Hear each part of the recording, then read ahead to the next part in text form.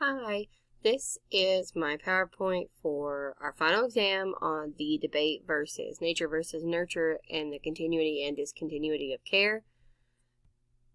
So we're going to start out with nature versus nurture.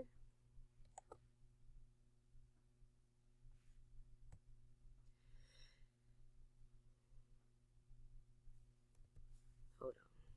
We're just going to start. Hi, I'm Nicole Griffin. I am presenting to you my PowerPoint for our final exam. It's based off of nature versus nurture and continuity and discontinuity of care, which is the major debates in early childhood education. So first off, we have the nature versus nurture. Nature refers to the innermost biology or biological circles of influence, which includes your genes. Nurture refers to all the circles beyond the learner, which can include parent-child relationships, peer interaction, school experiences, and culture. So the biological approach, it's where you focus on hormonal and neurochemical explanations of behavior. Then you got psychoanalysis. It's the innate drives of sex and aggression. Nature, social upbringing during childhood, which is your nurture. In the middle, you have cognitive psychology. It's your innate mental structures, such as like the schemas, the perception and memory, and constantly changed by the environment.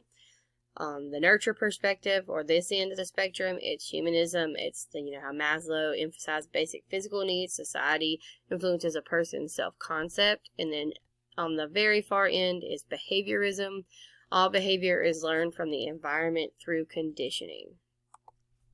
So we're going to start with nature, break it down a little bit more. Nature can break down into a variety of these different points, but behavioral genetics is the study of how genes and the environment contribute to individual differences in behavior. The differences of traits are due to genes, the shared environment, and non-shared environment. A shared environment is factors that make individuals residing in the same family similar to each other. A non-shared environment are factors that make individuals in the same family different from each other. Your genotype is the set of genes that is directly inherited and transmitted to descendants. So that would be what you receive from your parents, and what your parents received from your grandparents is what's directly sent down generation-wise. So your phenotype is observable characteristics of a person. That would be such as I have brown hair, or I have brown eyes, those physical characteristics. And then we have nurture.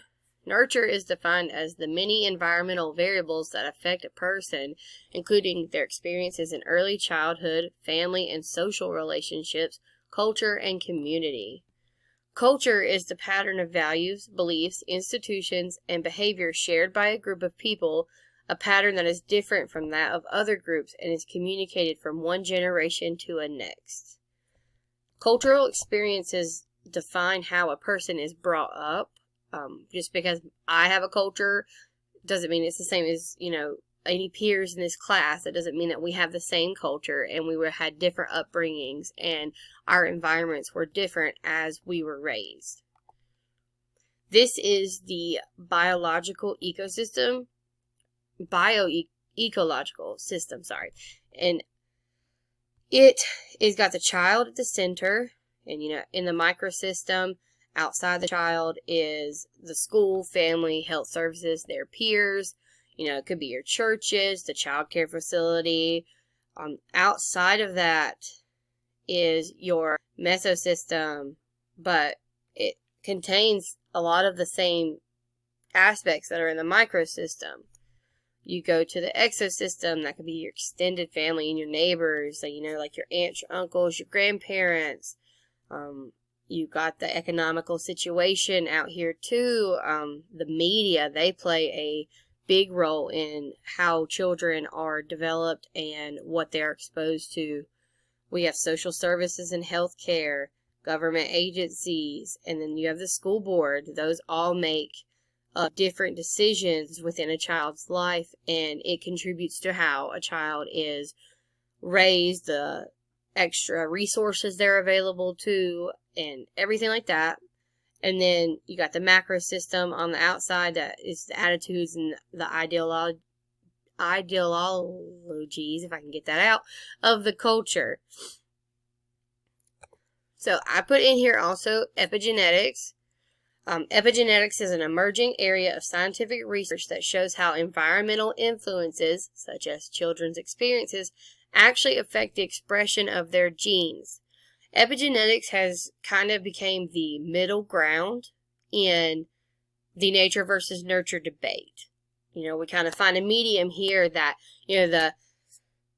the child can be affected by the positive experiences such as supportive relationships and opportunities for learning, or negative influence such as environmental toxins or stressful life circumstances, which leave a unique epigenetic signature on the genes. Things that can help are the services such as high-quality health care for all pregnant women, infants, and toddlers, as well as support for new parents and caregivers can quite literally affect the chemistry around children's genes. Supportive relationships and rich learning experiences generate positive epigenetic signatures that activate genetic potential. So continue. Some of the benefits is it offers stability for young children whose families experience challenges such as unstable housing, multiple moves, employment issues, and other concerns. Families have opportunities for deeper relationships with teachers based on open, two-way lines of communication. And then primary caregiving is when one primary teacher cares for a child or small group of children. It's a big part of continuity of care. It helps children develop close relationships with their teachers, peers, and family. Discontinuity of care. Children do not consistently receive care from the same teacher or caregivers over time. Children move up on or around their birthday to a new classroom each year. Children are given opportunities to seek out new challenges in their new classroom, and some state laws may interfere with the ability to do continuity of care. It could be based off of, ages. Each state has different laws of what age can be with this age. Like the center I know that I work for, 3-year-olds cannot be with 1-year-olds. So that would interfere with our ability to do the continuity of care. So these are some developmental theories based off of continuous care and discontinuous care. Continuous development in developmental psychology is the idea that a person's mental, physical, emotional, and social abilities gradually unfold over time. Like Vygotsky, Rogoff, Brenner, and Bruner. Discontinuous development is a concept that proposed that growth and development occur in a series of sudden shifts or leaps that tend to be linear and universal.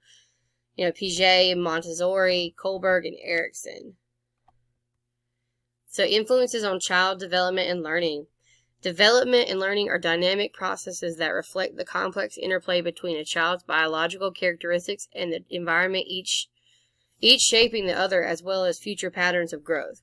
For children facing adverse circumstances, including trauma, the buffering effects of caring, consistent relationships with family and other community members are also in high-quality learning child care programs are also really important to note. This emerging science emphasizes the critical importance of early childhood educators in providing consistent, responsive, sensitive care and education to promote the children's development and learning across the full birth through age span. The negative impacts of chronic stress and other adverse experiences can be overcome. High-quality early childhood education contributes substantially to children's resilience and healthy development. These are my references to my PowerPoint, and that's all.